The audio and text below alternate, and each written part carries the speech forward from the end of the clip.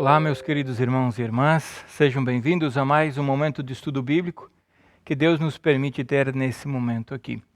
E hoje o estudo bíblico é na continuidade sobre o grande tema Lei e Evangelho, e hoje o subtema será aplicando a Lei e Evangelho na educação para as crianças, para os nossos filhos e filhas, né? Seja em casa, no lar, seja na escola bíblica, né? Nas aulas de escola bíblica na igreja, ou até mesmo nas escolas, né? Mas no nosso tratamento com as crianças é muito importante entendermos esta dinâmica lei e evangelho na aplicação às crianças, enquanto educamos elas, né? Então é um tema muito importante e por isso agradecemos a Deus por esta oportunidade, agradecemos a você também por estar aí nos assistindo. Pedimos que, se você desejar compartilhar esse estudo bíblico, pode compartilhar tranquilamente.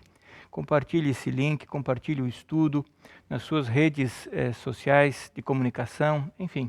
Faça a palavra de Deus chegar ao maior número de pessoas possível.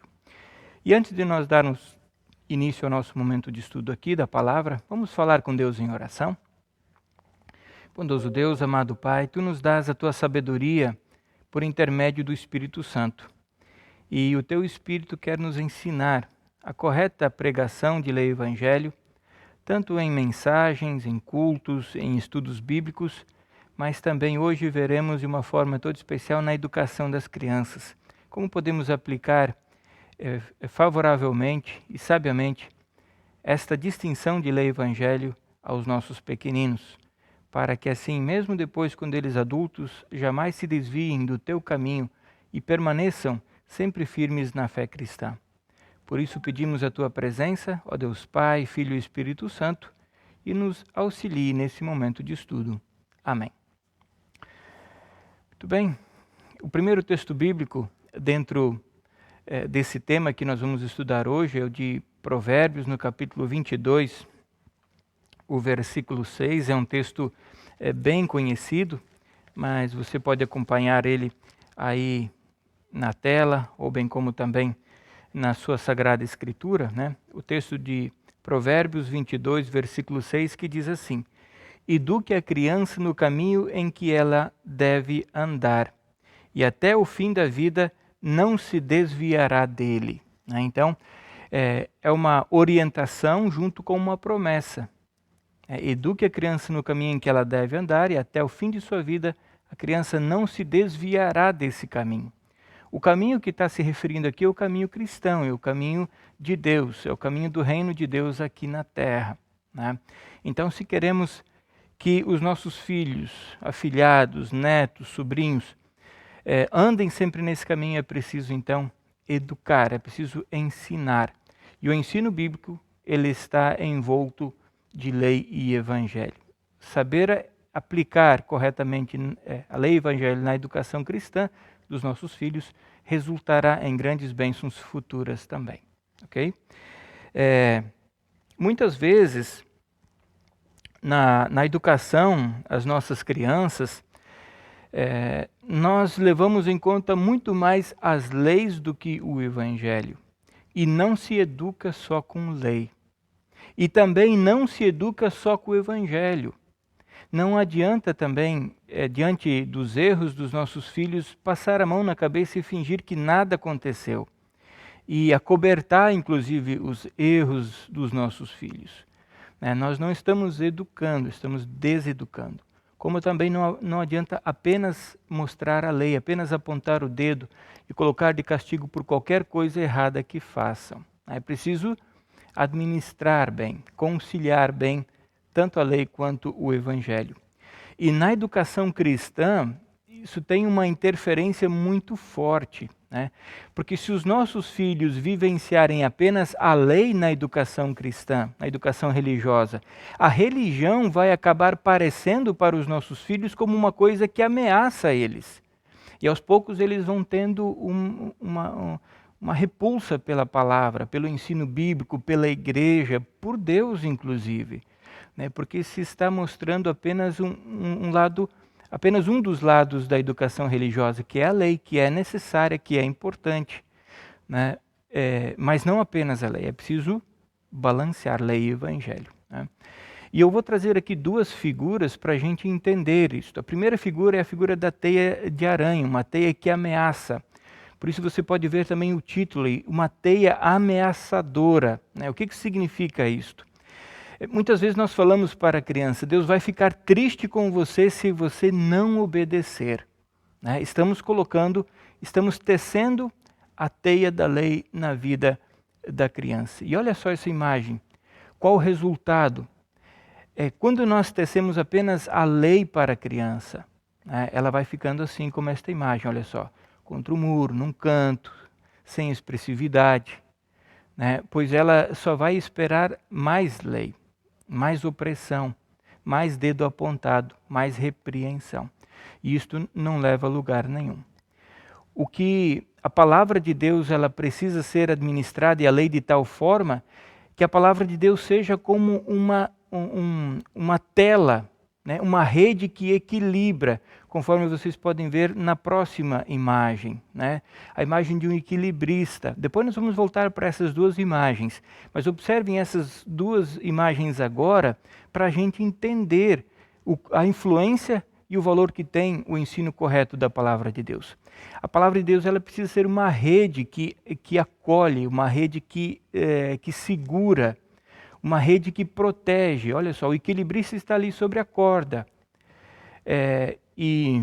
Claro, se ele for muito experiente, talvez ele nem precise da rede debaixo da corda. Mas no princípio, quando ele está treinando, praticando, aquela rede é de fundamental importância, porque ele vai cair. Só que quando ele cair, ele não precisa se desesperar. Vai haver ali aquela teia, aquela rede, melhor dizendo, que vai acolher, que vai abrigar, que vai trazer segurança diante da queda. Ao contrário da teia, a teia não proporciona nenhuma segurança, ela proporciona apenas medo. E vamos permanecer um pouco mais nessa linha de raciocínio. Quando nós temos em nossa vida crianças, seja os filhos, seja também alunos em escola bíblica ou até mesmo na escola, né, na educação fundamental, no ensino infantil, né, na escola pública, né, no ensino que nós vamos passar para as crianças. Né, você que é professor, você que é professora, observe isso aqui que é algo muito importante para você também conduzir os pequenos na sala de aula. Né. No texto, um texto muito conhecido, né, é um versículo bem pequenininho, nós não vamos nem projetar, mas está em João 8, versículo 11, ali Jesus diz para o pecador, vai e não peques mais. Né? Ou seja, Jesus diante do pecado que a pessoa tinha cometido, deu o perdão. E ali veio o evangelho, vai e não peques mais. Aquele anúncio do perdão trouxe para aquele pecador alívio, né, trouxe paz, trouxe conforto. Né? E muitas vezes o que as crianças fazem de errado, nós queremos colocar tanta pressão e opressão sobre a criança que transformamos aquilo num cavalo de batalha, né? Aquele pequeno ato errado. E vamos aprender com a ação de Jesus, né? Como ele age na vida dos pecadores que estavam ao redor dele naquele período em que ele pôde estar aqui na terra ensinando e como extraímos esses ensinamentos para nós ainda hoje. Né? Na escola dominical, na igreja, ou na escola, ou em casa, nós geralmente procuramos exigir um bom comportamento apelando para a lei. E isso é um erro grosseiro. Por exemplo, se você não obedecer, Deus vai te castigar. Quem já não usou esse tipo de ameaça para as crianças? Né? Se você não obedecer, Deus vai te castigar. Olha que Deus que se está apresentando para a criança. Né? Mas isso é o erro quando se apoia demais na lei. É um erro também se apoiar demais no Evangelho. Né? Alguns até chegam a dizer, não, tudo bem, podes errar, porque Deus é amor, então Ele vai gostar disso também. Não, Deus não gosta do erro. Né? Preciso deixar isto bem claro. Né? Só que muitas vezes partimos para o lado oposto, dizendo para as crianças, os filhos de Deus são filhos comportados. Né? Os filhos de Deus não fazem coisa errada, não falam palavrão. Quem já não usou esse tipo de frase? Né? Então nós vamos ver por que essas frases estão erradas. Porque elas colocam um peso na atitude, no comportamento. Eles colocam uma glória na pessoa. Tanto a glória quanto quanto à derrota, coloca sobre a pessoa. E isso é um caminho muito perigoso que daqui a pouco não vamos ter como retornar, né? A nossa real tarefa, seja como pastor, como pais, como professores, como educadores, nossa principal tarefa é ajudar as crianças a experimentarem e confiarem no Evangelho que restaura as pessoas, inclusive as crianças. Ajudar essas crianças a ter um relacionamento amoroso com Deus, um relacionamento que confia, um relacionamento que agrada estar na presença de Deus e também das outras pessoas e não fugir da presença de Deus, né? E os filhos não terão dificuldade em entender o Evangelho de Deus se eles puderem vivenciar isto na casa, na igreja e na escola. Então, nós, como adultos, somos extremamente responsáveis, né, pela vida espiritual das futuras crianças, ou seja, quando eles se tornarem jovens adultos, né? E começa agora, começa no ensino deles enquanto eles são pequenos, né? Outro exemplo que eu trago aqui agora nesse momento, né? É preciso também discutir esta aplicação de lei e evangelho no caso de uma criança bem comportada, por exemplo, quando dizemos você é um bom menino, você é uma boa menina.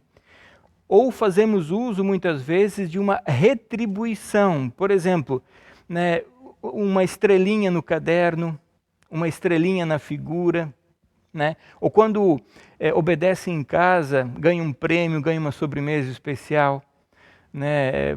Permite assistir mais celular, mais televisão.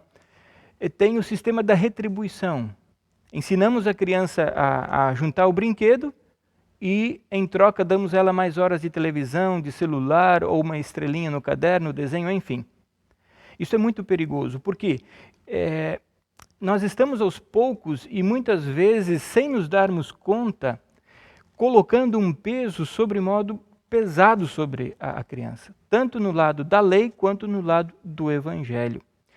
Porque nós vamos centrando toda essa situação na vida da criança e tirando o foco de Deus, tirando o foco da graça de Deus, né? E quando nós focamos na pessoa, na criança, nós facilmente fazemos com que isso vire uma barreira para o evangelho agir na vida da criança também. Embora pareça positivo a retribuição, o encorajamento, né, para fazer alguma coisa e ter outra em troca, desta maneira ensinamos as crianças que tudo é pelas obras no reino de Deus. De que se a criança fizer alguma coisa boa na igreja, Deus vai ser boazinho com ela também, né?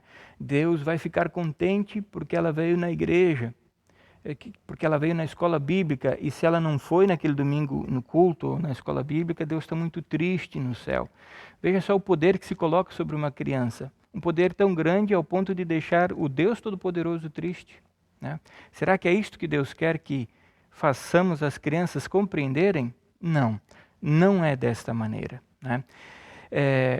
Facilmente colocar os elogios na frente de uma criança para ensinar ela o sentido de retribuição para que ela faça e cumpra as suas obrigações, pode trazer também um sentimento de punição e de juízo para a pessoa, né, para a criança. Porque se ela não ajuntou o brinquedo bonitinho, né, Deus está irritado com ela. E se Deus está irritado, Deus condena, Deus castiga, né?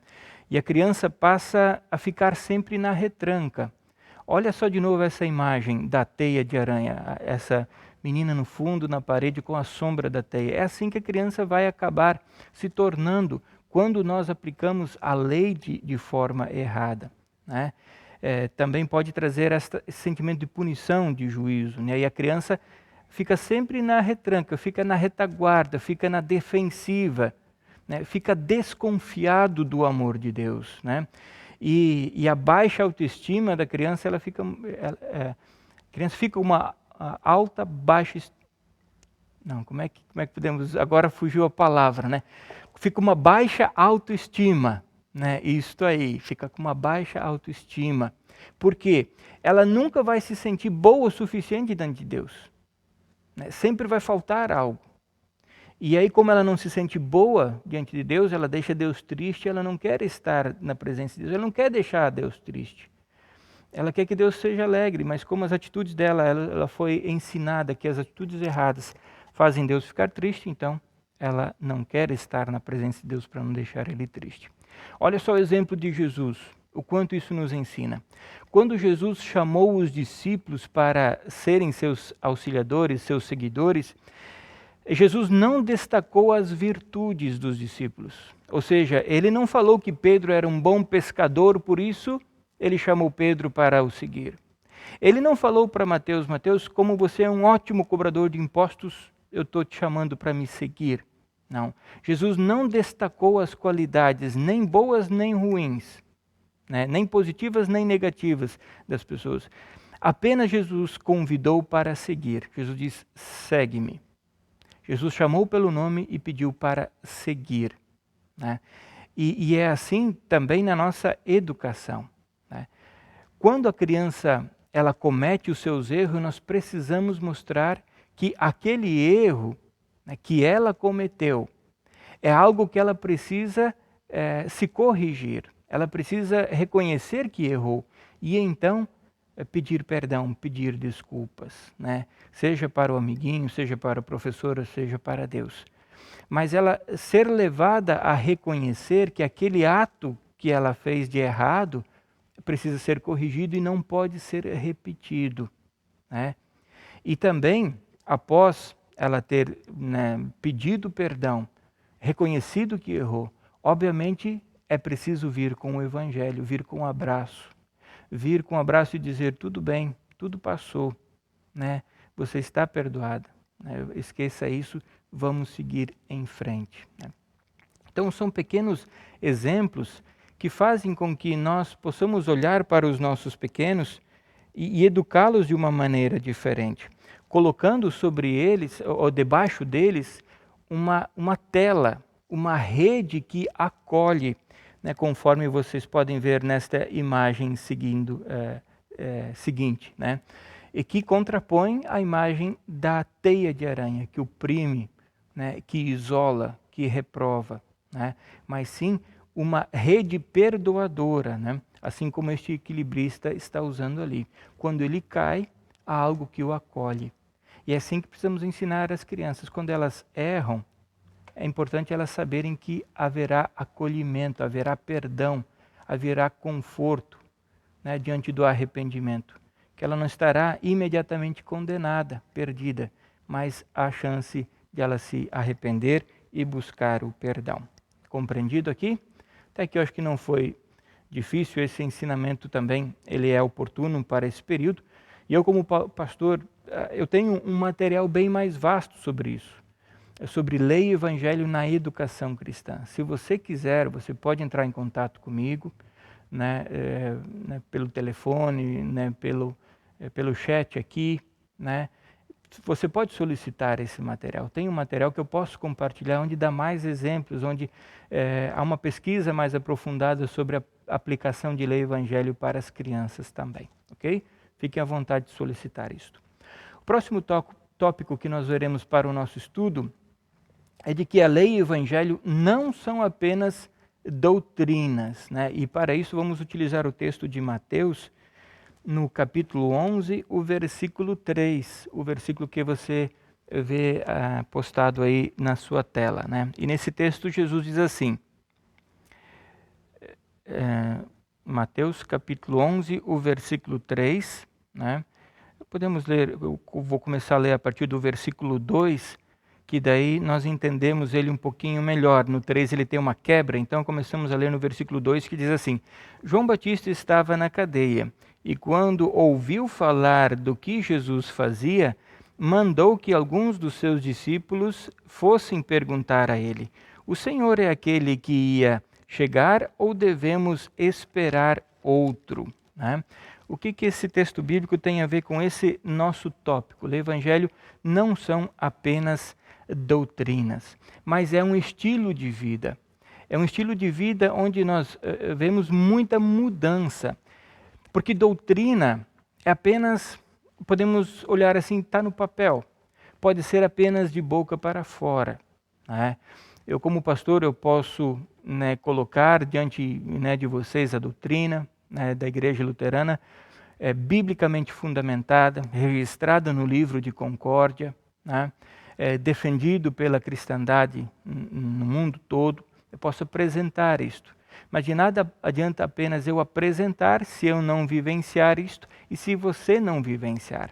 Então, doutrinas, elas são ensinamentos que tanto podem ser vividos ou não. Agora, estilo de vida, você não tem escolha, você precisa, obviamente, entrar numa mudança do comportamento de vida, né? Por exemplo, o apóstolo Paulo gosta muito de dizer isto: quem roubava, que não roube mais; quem mentia, que não minta mais, né? Quem adulterava, que não adultere mais, né? Quem tinha outros deuses, que não tenha mais. O apóstolo Paulo mostra muito esta mudança radical, porque com ele foi assim, né? Depois que ele teve a presença de Jesus na vida dele, né, naquela luz forte, né, que fez ele cair do cavalo, que fez ele perder a visão, que fez ele depois recuperar esta visão através da obediência a Cristo. Então ele teve essa mudança radical de vida. E é isto que ele mostra também na palavra. E não só o apóstolo Paulo, a Bíblia, né, como um todo, a narrativa toda, ela apresenta esse novo estilo de vida para com cada um de nós, né? E esses ensinamentos são um estilo de vida centrado em Jesus, nos seus ensinamentos para a nossa vida, né? E esses ensinamentos Deus nos dá para praticarmos em nosso viver, conforme o próprio Jesus diz. O que Ele pede para nós não é pesado, é algo leve, não é difícil de se cumprir, é algo tranquilo, porque Ele próprio age em nossa vida para nos auxiliar, né? Este ensinamento, né, desta nova vida vem através da lei do Evangelho. Porque a lei e o Evangelho nos ensina de que se formos só opressores, apenas mostrando a lei, apenas mostrando as falhas, os pecados, ninguém vai querer seguir Deus. E também ninguém vai entender Deus se apresentarmos apenas o Evangelho. Por que tem o Evangelho? A gente sabe o quanto o açúcar e o mel são doces, porque nós sabemos o quanto o limão é azedo, é amargo, por exemplo, né? E assim também nós entendemos melhor o Evangelho e valorizamos mais o Evangelho, a doçura do Evangelho, quando sabemos do rigor da lei. E o rigor da lei é que Deus pune o pecado, né? E pune o pecador que não se arrepende, né? Uma frase, né, muito conhecida também no meio cristão é esta: Deus detesta o pecado, mas ama o pecador, né? O pecado Deus não tolera, mas tolera o pecador. Por isso Deus quer que o pecador se arrependa e busque em Cristo uma mudança de vida, né? Não vamos fazer por isso da palavra de Deus, da vida cristã, um fardo para carregar, porque isto é leve, o próprio Jesus nos traz, né? Lei e Evangelho não é um peso para nós, mas é algo leve que nos ensina a ter um novo comportamento, um novo modo de viver diferente da maioria das pessoas que não creem em Cristo, que muitas vezes vivem e convivem conosco aqui, ok? O próximo tópico que nós vamos ver agora é que precisamos usar tanto a lei quanto o Evangelho, mas enfatizar o Evangelho. E o texto bíblico é o texto de Efésios capítulo 6, o versículo 1 a 4, que você vê também aí na sua Sagrada Escritura. Efésios capítulo 6, versículo 1 a 4, texto bem conhecido também. Esse texto diz assim: Filhos, o dever cristão de vocês é obedecer ao seu pai e à sua mãe, pois isto é certo. Como dizem as Escrituras, respeite o seu pai e a sua mãe. E esse é o primeiro mandamento que tem uma promessa, a qual é: façam isso a fim de que tudo corra bem para você, e você viva muito tempo na terra. Pais, não tratem os seus filhos de um jeito que faça com que eles fiquem irritados. Pelo contrário, vocês devem criá-los sob a disciplina e os ensinamentos cristãos, né? Então, conforme esse texto bíblico, temos muitos ensinamentos aqui para colocarmos em prática. E de novo vem aqui as duas imagens, né, da teia e da rede, né? conforme estas imagens, nós vamos entendendo o que o texto bíblico aqui ensina também.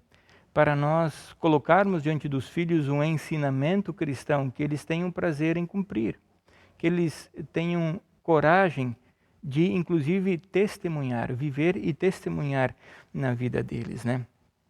Quando os filhos são criados de acordo com a palavra de Deus e de acordo com o ensino de lei e evangelho, Deus deseja que nós, então, Deus deseja que nós censuremos e encorajemos nossos filhos, conforme o texto de Efésios, censurar apenas aquela aplicação de lei, mas encorajar as crianças a enxergar a lei como algo de palavra de Deus e assim vivenciar com eles o doce evangelho, né? Mas não censurar para eles lei e evangelho no sentido de procurar, né, deixar isso de lado, já que é uma tarefa difícil de educar as crianças, então vamos deixar isso para as escolas, para a igreja e para outras instituições, né? Não, vamos colocar às claras, né, para os nossos filhos esta aplicação da lei e do evangelho. O quanto o castigo muitas vezes é importante e conforme o próprio texto de Provérbios nos ensina, de que o uso da vara, né, para a educação ela é apropriada. É claro que o espancamento nem mesmo a Bíblia ela concorda, repudia, obviamente. No entanto, as nossas leis hoje em dia, as leis de defesa do menor, elas são aplicadas de tal forma que distorcem muito isto, né, e colocam a criança num pedestal lá em cima com valor muito maior do que o adulto. Então a Bíblia não ensina em lugar nenhum a espancar, e isso é totalmente errado, espancar criança. Mas a Bíblia ensina que o uso da vara de forma correta traz a boa educação. Por quê? Né? Quando a criança faz uma coisa errada, nós vamos lá e dizemos, não faça isso, né? Só que daqui a pouco, né, apenas com o falar, ela está fazendo a mesma coisa de forma errada. E depois de novo, e depois de novo. Tem um limite só no falar, em ficar apenas no falar, no repreender. Mas é preciso que em algum momento a criança sinta de que aquelas coisas erradas e ruins que ela está fazendo, né, tem uma consequência séria para ela, tem uma punição, né? E aí a dor da vara, né, a dor do castigo, faz com que ela perceba que ela não pode mais ficar cometendo aqueles erros, que vão trazer para ela consequências muito negativas para ela. Por isso, o uso da punição diante dos erros, ela é importante. É preciso que a criança reconheça isso. Por quê? Porque senão ela transfere isto para a vida espiritual. E ela vai achar que pode continuar cometendo pecados de que não vai acontecer problema nenhum. De que no final da vida Deus vai passar a mão na cabeça e pronto, né? Vai perdoar todo mundo, vai deixar todo mundo entrar no céu e aí não tem risco nenhum. É um perigo muito grande isto. É preciso que a criança conheça através da educação aqui, deste mundo, e compreenda também a vida cristã diante de Deus, né? Assim como também, depois de ela se arrepender, é preciso justificar aquele castigo, né? Aquela repreensão, seja com a vara, seja com o castigo, né? Como pais, nós sempre costumamos dizer, né? Foi preciso fazer isto, né, para aprender, para educar. E aos poucos as crianças compreendem isto, né? Eu como pai, como pastor, como educador, né, em casa também, eu sigo esta orientação bíblica. E graças a Deus, né, nossos filhos, Lucas e Yasmin, eles têm um comportamento hoje que não é apenas de eu falar aqui, mas quem convive conosco, vocês que nos conhecem, sabem o quão educados as crianças são. E não são assim apenas perto da gente, né, ou apenas quando nós estamos do lado ou no radar, né? Mas quando eles estão longe de nós, quando vão dormir na casa de algum colega, de algum parente, de algum amigo, eles possuem esse mesmo comportamento, porque nós conseguimos colocar esta educação na vida deles a tal ponto que eles compreendam, né, e que fazer as coisas erradas tem as suas consequências doloridas, consequências negativas, né, e que da forma como o Evangelho também é aplicado, eles compreendem que quando há a mudança de vida, quando há o arrependimento, quando há a súplica do perdão e a correção dos seus erros, né, vem também o abraço, vem também o perdão, vem aquele momento agradável de se amenizar e melhorar todo o ambiente, né, com o perdão, ok? Então, na aplicação de lei e evangelho, vamos enfatizar o evangelho, né, para que a doçura do evangelho sempre seja mais atraente, né, para que a palavra de Deus sempre seja desejada, né, porque tem muito mais evangelho na palavra de Deus do que lei. É preciso compreendermos isto, né? O ato de Cristo é o ápice de tudo isto, né? Para compreendermos isto efetivamente. E o próximo e o último tópico é o título que nos faz lembrar de que Deus dá confiança aos pais através da lei do Evangelho, né? É o que nós um pouco falamos aqui também já até agora. E é o texto de Provérbios 22:6, né, que nos traz de novo. É o texto que nós abrimos o estudo bíblico e é o texto também com o qual nós encerramos, né? O texto de Provérbios, no capítulo 22, o versículo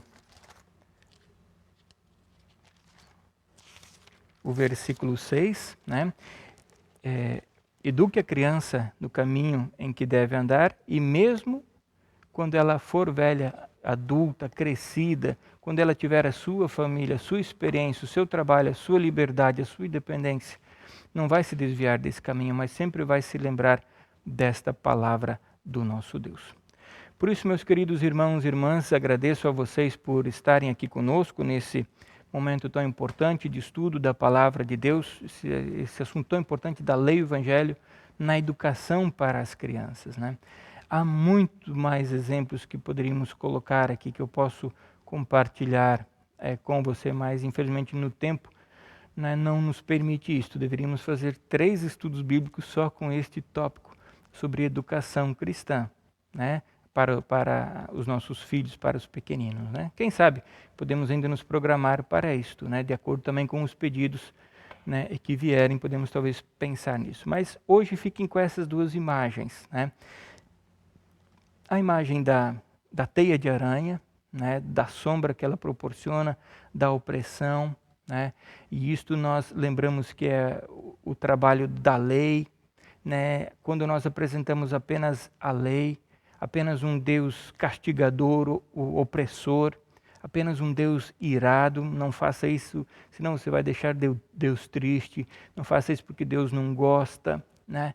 E colocamos muita lei nas crianças, nos jovens, e isso acaba gerando nelas uma inconformidade diante de Deus, né? Vai fazer com que elas se retraiam, elas não queiram estar na presença de Deus, né?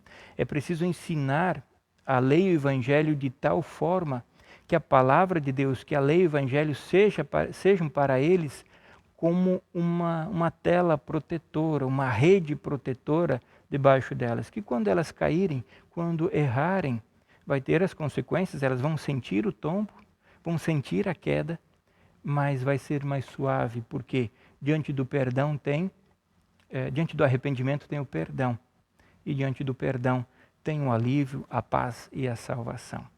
Então, nesta balança, nessa boa administração, nós colocamos a lei e o evangelho entrelaçados, né, para servir como uma tela de proteção debaixo dos pés dos nossos pequeninos. Vamos combinar assim?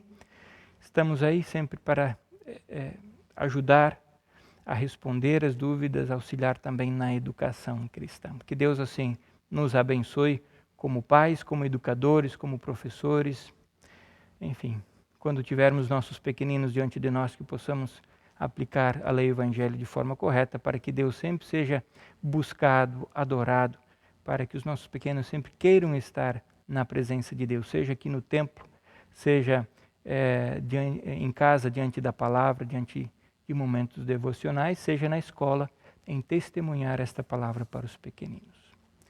Da minha parte é isto, agradeço a cada um que pôde permanecer conosco aqui. Deixo novamente o convite para vocês se inscreverem no canal do YouTube para receberem as informações, os estudos e cultos e todo o material que lá será divulgado. Também clique em curtir nossa página do Facebook, porque assim que entrar algum estudo bíblico, culto, e você está atento talvez em outra obra, outro trabalho, outra responsabilidade, o próprio Facebook também vai te avisar, vai mostrar na tela, né, o estudo bíblico e vai funcionar como um lembrete para você. Então, clique nos botões, se inscreva para que a palavra de Deus seja compartilhada através da sua rede social também. Que Deus então assim nos abençoe. Nós nos encontramos no sábado para o nosso culto em honra e adoração ao nosso Deus. E outro aviso, né? Nesse período de julho, a prefeitura no domingo emitiu um novo decreto, inclusive as atividades extras de congregação, né, estão todas canceladas, seja reunião de diretoria, seja cultos presenciais. Até então, algumas igrejas, né, no município estavam realizando cultos presenciais, seguindo, né, as normas de distanciamento e de proteção contra o Covid. Nós ainda aqui não tínhamos aberto a igreja, mas diante desse novo comunicado vamos permanecer mais um tempo ainda com as portas fechadas e restringindo ao máximo as atividades em conjunto, em grupo. Inclusive os ensaios do grupo também estão cancelados, reuniões de diretoria e outras reuniões, para que não haja aglomeração de pessoas, né? Então, fica aqui o pedido como pastor para vocês cristãos, cuidem-se, previnam-se, e conforme a Secretaria de Saúde está pedindo para nós sempre, né, cuidemos dos nossos idosos e das nossas crianças, que são as faixas etárias mais vulneráveis diante da contaminação, né? Vamos nos cuidar e cuidar dos outros também, tá bom? Fiquem com Deus, Deus nos abençoe e nos encontramos no sábado para o nosso culto. Até lá!